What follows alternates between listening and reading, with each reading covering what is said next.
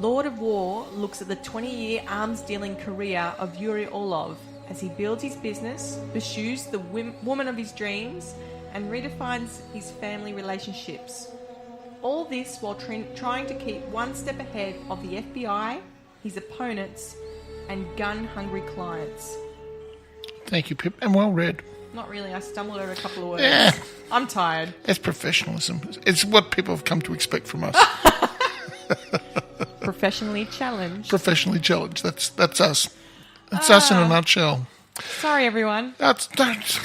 Why do you do that? You keep apologising for... I'm Australian. That's what we do. I don't. It's not truly Aussie then. I don't really... Well, I'm not truly Aussie. It's... Hooray, it's Australia Day today too. Happy White Nationalist Day. Sorry, did I say that wrong? I'm sure it came out. Did it come out wrong? Sorry, yes. Happy Australia Day. There we go. Sorry, go on. Anyway. Yes. I'm just totally... Yeah, so... No, I've lost it. Would you like me to start? I'll throw you a rope. Pip, when we... so this film is essentially... No, because I was just about to say something and I thought, no, I don't want to say that. Go for it. Sorry, this film. Oh, God. You're in a bad way, aren't you? I'm really tired. I can see that. All right. Okay. So this film is essentially about a man who goes out and he starts gun running, and it just becomes bigger and bigger and bigger, and he's pursued by the authorities, and then the authorities are pursued by the people who pay them in the end. And that's the kind of the joke at the end. But it's not even just that. I mean, you get to see how he thinks he's keeping his family all happy, and how he, thinks he's being so clever with, what's his name? Ian Holmes' character, Simon Wees. He's, basically he's the one who said to him at the very start, oh, you know what? You're too little and I'm too busy for you. Yep. You're not good enough for me, sort of thing. That's right. And then at the that end, was a nice little tete-a-tete between the two of them, wasn't it? And then it switches over, and he goes, "Oh well, because he goes, maybe we should work together," because he was buying all these guns from Ukraine from his uncle, and he goes, "Actually, no, you were right the first time. You should go with your gut instinct." How good was the Ukrainian general? Oh, he was so good, wasn't he? Gosh, Yuri, you're my favourite cousin. You're my favourite nephew. Gets in the car, boom, That's what I mean. He was just so happy to go, yep, I'm going to take you out. You can go, Yes. That's what I mean, slightly Nightcrawler-ish. Was there any good guys in this film? His wife? Yes. Ava? Yes. She was genuinely a good person. And my favourite line in the entire movie, and I'll sit through the whole thing just so I can hear her say that I may just be a beautiful person, and the only great thing I've done in this life is be born, being a beautiful person, but I will not fail as a human being. Oh, yes, I remember that is the line of the whole show. The humanity. Shut up. Well, that's it. She just encapsulates the whole thing. I mean, when you're up against overwhelming evil and corruption and cynicism and everything like that, just to hold your own like that, Well, even the FBI agent Jack was trying to make her crack. He was. So even though he's supposed to be the good guy... No, he was just doing his job. He was just doing whatever he could to get this guy. It was like wanting to win. When you are doing things by the letter, this is me becoming a moralist here. When you are doing things by the letter and you're not taking into consideration the damage you are doing, you're not doing good. You are just doing what other people want you to do. Yes. You've got to, only when you can step out and look at the bigger picture can you do good. That's my philosophy anyway. Amnesty International actually endorsed this film for highlighting arms trafficking. Yes, it's a good film. And it's got a very powerful message to it, I think. And there are a lot of bad people, and they're the ones in control. And I can see why it's one of your favourite films. Yes, I'm sure you can. I mean, I don't feel the need to go and watch it again. But really? I have to watch it every 6 months or so just to top up the evil. No, I like happiness and. I know. all that. I know. I'm glad. happy to watch the serious films. I think I made you watch this film once before. Yes, this is my second watching. Yeah, so it didn't So I come. had There was seen no it shock before. value. Oh no, the shock wasn't there anymore. No, but it allowed you to watch it with the thing clearer is, eyes. we've only watched Nightcrawler a couple of weeks ago. Yes. So I was watching it with Nightcrawler eyes, and I'm like, Similarities here.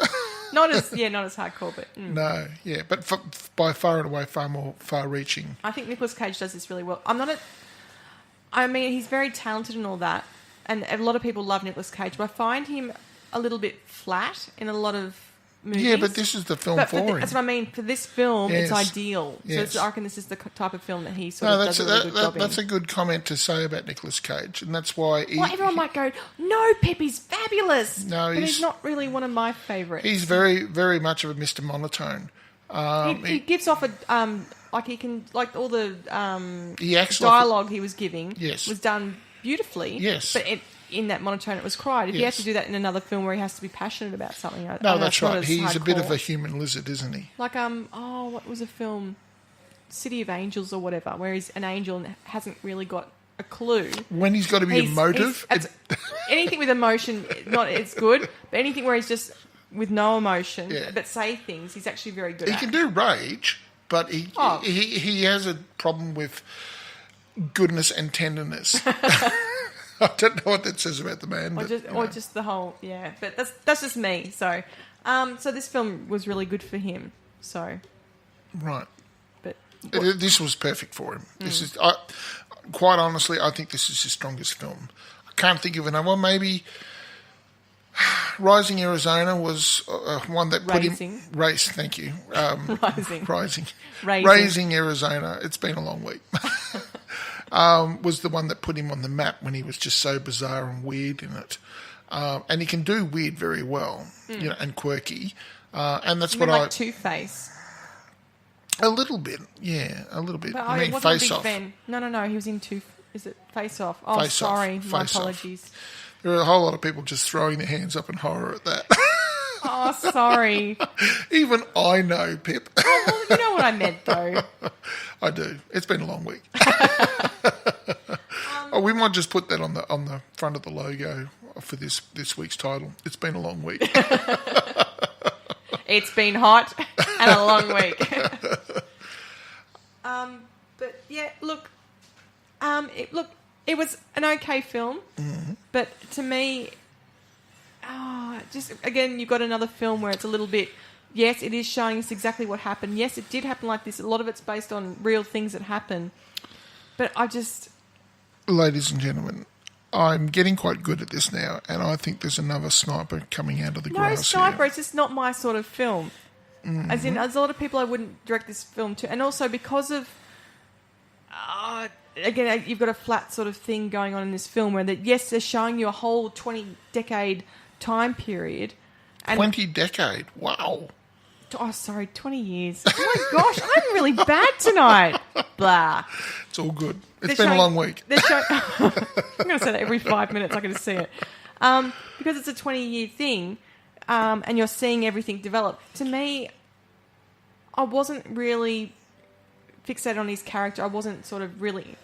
you could see where it was going. You weren't invested. I wasn't invested. No. So for me, it wasn't a film where I'm going, oh, guys, this was such an awesome film. Yep. It was a bit flat for me. You didn't like him as a character, and so consequently you didn't care what happened to him. But even like in other films where I go, oh, he's horrible, but I still want to see what happens. I want to cover my eyes, and I don't want to see the car accident, but I kind of do. And this one I was just it's still a bit flat for me. It's a little bit like watching Dexter. I haven't watched Dexter. He's a sociopath, a psychopath as well. Is it But flat as well he's a and psychotic boring? killer as well. Oh, he's a bit of a kind of... You get to the point where you say, there's absolutely no way I should be barracking for this person, and yet here I am.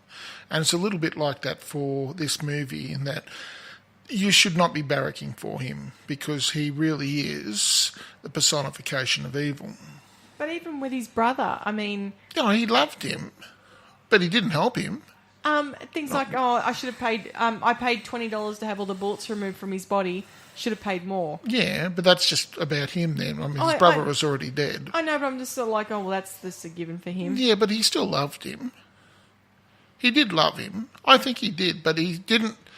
He wasn't self-aware enough to know how to help his brother properly. Like, every time they'd roll up for his brother to get to the cocaine clinic, to get off the cocaine, he'd made sure that he gave him a bit of cocaine just to get him through the first few days sort of thing, which is not helping.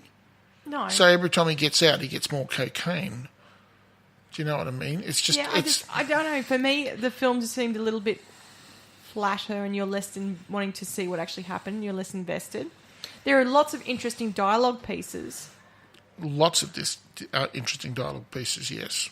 It's all dialogue, this film. But to me, it wasn't, I don't know, it just didn't move me that much. Because you didn't like him?